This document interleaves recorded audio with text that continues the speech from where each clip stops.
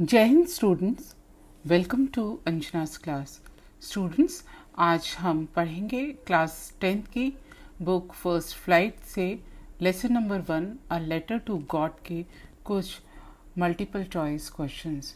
Students, ये जो paper का पैटर्न चेंज हुआ है और उसमें मल्टीपल चॉइस क्वेश्चन इंट्रोड्यूस हुए हैं आपके पेपर में, तो हमें ज़रूरी है कि हम हर लेसन से मैक्सिमम मल्टीपल चॉइस क्वेश्चंस को हल करते चलें, जिससे कि एग्ज़ाम में हम ज़्यादा से ज़्यादा स्कोर कर सकें। स्टूडेंट्स, प्रोज और पोइट्री दोनों से फर्स्ट फ्लाइट में प्रोज और पोइट्री यानी गद्यांश और पोएम यानी कविता, इन दोनों से ही हमारे कुछ मल्टीपल चॉइस क्वेश्चंस पूछे जाएंगे और अगर हम उनका सही आंसर करते हैं तो हमारे मार्क्स भी एग्ज़ाम में काफ़ी अच्छे आएंगे। तो स्टूडेंट्स, चलिए हम शुरू करते हैं मल्टीपल चॉइस क्वेश्चन की practice from your book first flight lesson number 1 a letter to God. Question number 1, who wrote a letter to God. Letter to God ये लेसन किसने लिखा है? And our options are here: A R N Tagore, B G L Fuentes, C G B Luis, and D. A.B. Gould, and the correct answer is B. G.L. Funtis. Question number 2, what did Lencho hope for? Lencho को किस चीज़ की आशा थी? A. A good shower of rain for his crop. B. A new motorcycle. C. A tractor. D. None of the above. And the correct answer is A. A good shower of rain for his crop. उसकी जो फसल थी उसको एक खूब अच्छी बारिश की ज़रूरत थी और यही लेंचो आशा कर रहा था। Question number 3, why was Lencho satisfied? Lencho satisfied क्यों था, संतुष्ट क्यों था? A, on seeing a new tractor in his field. B, on seeing a new buffalo. C, on seeing the field of ripe corn with flowers. D, none of the above. And the correct answer is C, on seeing the field of ripe corn with flowers. जब उसने अपने खेत में मक्के की फसल लहराती हुई देखी और पके हुए मक्के को देखा तो वो बहुत खुश था और सेटिस्फाइड यानी संतुष्ट था। Question number 4, why did Lencho need money? Lencho को पैसे की ज़रूरत क्यों थी? Are option A, to buy a tractor, B, to save his family from hunger, C, to buy a new phone, D, to buy a buffalo. Lencho को पैसे की ज़रूरत क्यों थी? पहला ऑप्शन है to buy a tractor, tractor खरीदने के लिए। To save his family from hunger, अपने परिवार को भूख से बचाने के लिए। To buy a new phone, नया फ़ोन खरीदने के लिए। टू बाई अ बफेलो, या बफेलो खरीदने के लिए। And the correct answer is B, to save his family from hunger. Question number 5, what did the postmaster do then? Postmaster ने क्या किया? A, option A, he decided to collect the money and sent it to Lencho, उसने पैसे इकट्ठे करके Lencho को भेजने का निर्णय किया। B, he threw away the letter, उसने पत्र को फेंक दिया। C, he decided to beat Lencho to teach him a lesson, उसने लेंचो को सबक सिखाने का निश्चय किया। D, he gave it to the other postmaster, उसने दूसरे पोस्टमास्टर को देने का निर्णय किया। And the correct answer is A, he decided to collect the money and send it to Lencho, उसने पोस्ट ऑफिस में पैसा इकट्ठा किया और लेंचो को भेजने का निश्चय किया। Question number 6, why did Lencho need money? Lencho को, ये क्वेश्चन हम एक बार और कर चुके हैं और इसको हम एक बार रिवाइज करते हैं। Why did Lencho need money? Lencho को पैसे की आवश्यकता क्यों थी? Question option number A, to buy a tractor, B, to save his family from hunger, C, to buy a new phone, D, to buy a buffalo. And the correct answer is B, to save his family from hunger. Question number 7, what did postmaster do then? Post master ने क्या किया? जब Lencho ने post God को पत्र लिखा और उस पत्र को पोस्ट मास्टर ने खोला और उसमें लेंचो ने गॉड से पैसे की मांग की थी कि उसकी फसल नष्ट हो गई है और अगली फसल तक उसको अपने जीवन यापन और फसल लगाने के लिए कुछ पैसों की आवश्यकता है, तो उन पैसों की मांग की थी। अब पोस्ट मास्टर ने उस पत्र को पढ़कर क्या किया? Our options are A. He decided to collect the money and send it to Lencho. B. He threw away the letter. C. He decided to beat Lencho to teach him a lesson. D. He gave it to other postmaster. And the answer is A. He decided to collect the money and send it to Lencho. Question number 8. Who read the letter sent by Lencho? जो Lencho ने इस पत्र भेजा था उसको किसने पढ़ा? Option A his wife, option B post master, option C farmer, option D God. And the correct answer is B post master. Question number 9. Who is the author of the lesson a letter to God? Students, इसको एक बार हम पहले भी हल कर चुके हैं, अब आपको याद हो गया होगा इसका आंसर। तो मैं आपको ऑप्शन बताती हूँ। Option A G.L. Fuentes, B J.K. Rowling, C William Shakespeare, D Roald Dahl. तो इसका करेक्ट आंसर है A G.L. Fuentes. Question number 10. What is the irony in this lesson? इस लेसन में आयरनी क्या है? आयरनी एक इंग्लिश में या हिंदी में जिस तरह से अलंकार और उपमाएं होती हैं, उसी तरह ये अंग्रेज़ी की एक फिगर ऑफ स्पीच है।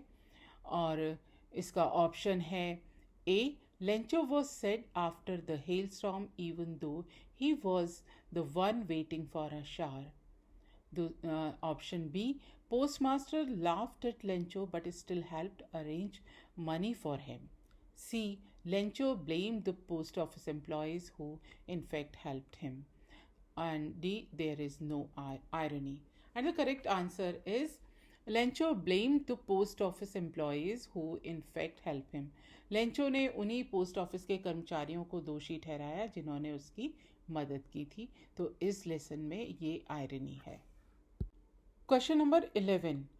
What did Lencho think of the post office employees? Post office employees के बारे में लेंचो ने क्या सोचा? Number A bunch of crooks, number B rude, C unhelpful, D proud. And the correct answer is A bunch of crooks. Question number 12. Why was Lencho not surprised on seeing the money in the envelope? Envelope में पैसा देख के Lencho को आश्चर्य क्यों नहीं हुआ? A. He was too sad to acknowledge it, B. He was unwavering faith he had unwavering faith in God, C. He was an ungrateful man, D none of the above. Correct answer is B. He had unwavering faith in God, उसका ईश्वर में अटल विश्वास था। Question number 13. How much money was postmaster able to arrange? Postmaster कितना पैसा इकट्ठा कर पाया? Option A 100 pesos, B nil, C 1000 pesos, D 70 pesos. And the answer is D. Correct answer is D 70 pesos.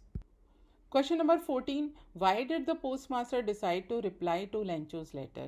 Lencho के पत्र का जवाब देने का निश्चय पोस्टमास्टर ने क्यों किया? Option A he was a good man, B he felt empathetic, C to preserve Lencho's faith in God, D all of the above. And the correct answer is C to preserve Lencho's faith in God. Lencho का विश्वास भगवान में बनाए रखने के लिए postmaster ने पत्र का जवाब देने का निश्चय किया। Question number 15. The postmaster was a fat amiable man. What is the meaning of amiable? Amiable का अर्थ क्या है? A rude, B helpful, C friendly, D enthusiastic. And the correct answer is C friendly. Question number 16. How much money did Lencho ask for? Lencho ने कितना पैसा ईश्वर से मांगा था? A 100 pesos, B 1000 pesos, C 10 pesos, and D 500 pesos. And the correct answer is 100 pesos. Question number 17. What was the only hope left in the hearts of Lencho's family? A. Compensation from government. B. Help from Farmers Association. C. Help from God. D. There was no hope left. And the correct answer is C. Help from God. Question number 18. The field looked as if it were covered in option A salt, B locust, C sugar, D ice. And the correct answer is A salt. जब ओले गिर गए, ओले के बाद खेत बिल्कुल सफ़ेद हो गया, तब लेंचो को वो खेत कैसा लगा? मानो वो उसके ऊपर पूरे में सॉल्ट बिछ गया हो, नमक बिछ गया हो. Question number 19.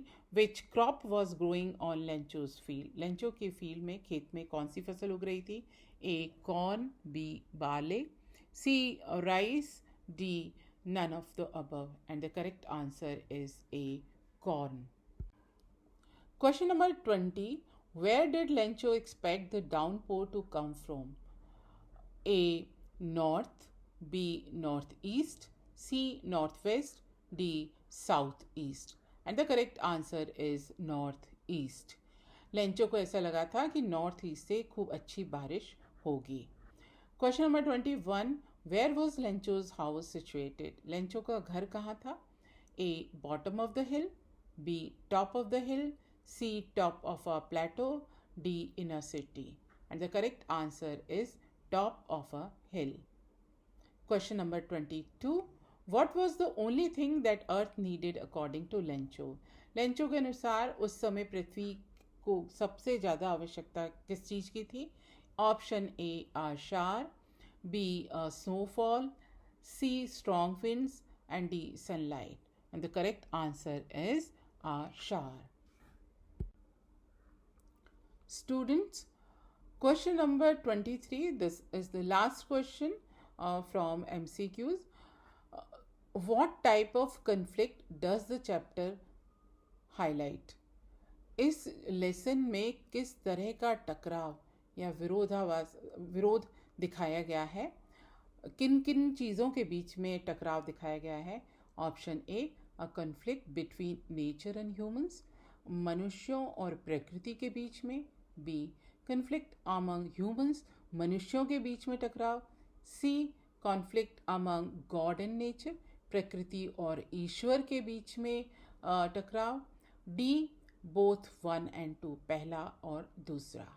तो स्टूडेंट्स, इसमें हम देखते हैं जब हम किसी भी 4 ऑप्शन दिए जाएं तो उसमें हमको आंसर इस तरह से करना है. देखिए, जो ऑप्शन सी है, conflict among God and nature, तो जब दो लोगों के बीच में से हमको चुनना होता है तो वहाँ अमंग की बजाय बिटवीन का प्रयोग होता है, तो ये आंसर सही नहीं रहेगा सी. अब जो टकराव था वो प्रकृति और मनुष्य के बीच में था. मतलब मनुष्य यानी लेंचो जो खेती कर रहा था, और प्रकृति यानी जिस तरह का मौसम बिगड़ा था और ओले गिरे, तो इन दोनों के बीच में टकराव था. कॉन्फ्लिक्ट अमंग ह्यूमंस, लोगों के बीच में भी टकराव था. वो पोस्ट ऑफिस में गया, पोस्ट ऑफिस के लोग इसको समझ रहे थे कि ये गलत बात कर रहा है, और उसका वहाँ पर भी विरोध हुआ, लेकिन फिर पोस्ट मास्टर ने उसको समझ लिया. तो हम इसमें आंसर दे सकते हैं डी बोथ 1 and 2, यानी इसमें कॉन्फ्लिक्ट नेचर और ह्यूमंस के बीच में भी था और अमंग ह्यूमंस और लोगों के बीच में भी था. सो स्टूडेंट्स, इस तरह से हमारा first lesson letter to God के MCQs ख़त्म होते हैं. आप इनको अपनी कॉपी में नोट कर सकते हैं और इनको बार बार पढ़िए. एक बार लेसन को पढ़िए और इन MCQs को पढ़िए, तो आप अपने क्वेश्चन पेपर में अच्छे से स्कोर कर सकते हैं. Thank you very much.